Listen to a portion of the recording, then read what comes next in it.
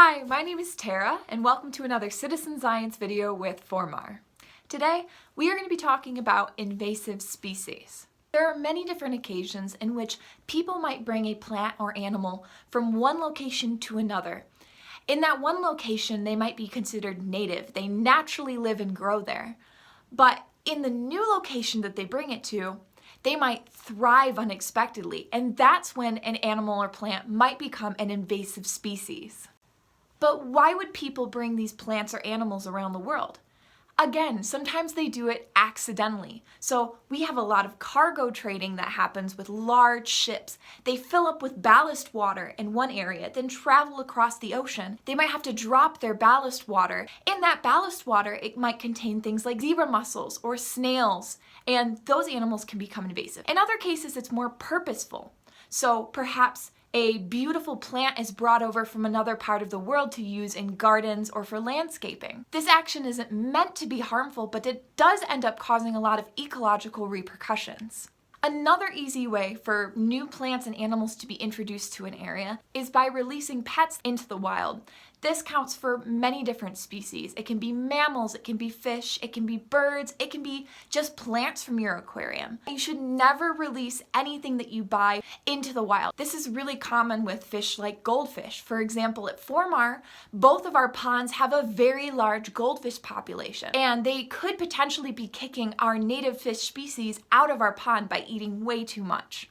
Now, many species that are brought over from other parts of the world are technically just non-native. Just because a plant or animal is non-native doesn't mean it's invasive.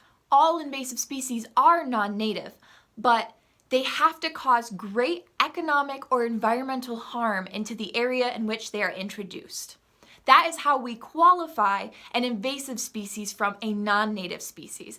For example, we have a lot of non-native species that we grow here in Michigan and in the United States. It doesn't mean that they're causing any harm. In fact, they are economically beneficial to our area so that we have more things to produce and we have more things to eat.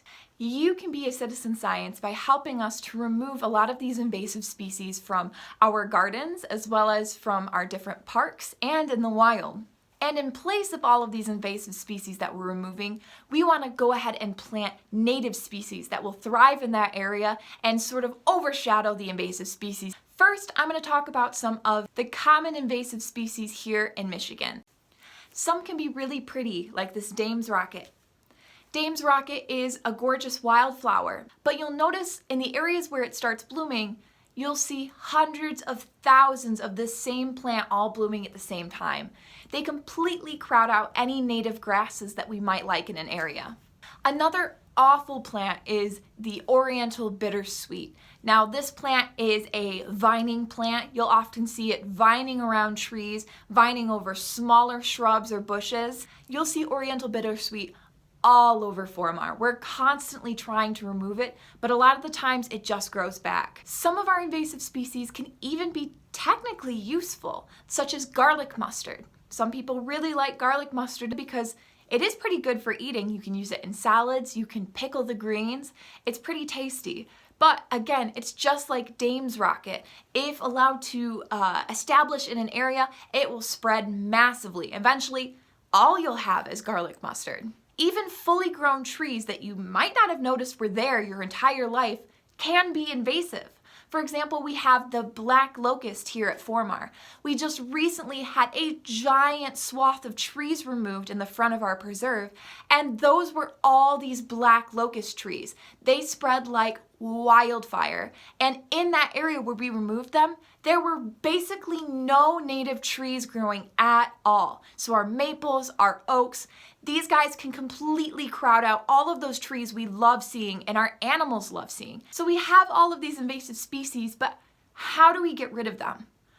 Well, the rule of thumb is that when an invasive species has made it to an area, it is almost impossible to get rid of them.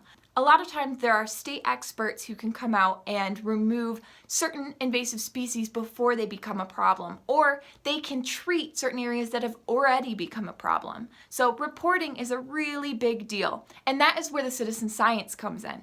If you do your job to help report invasive species in your area, then it will benefit everybody else as well.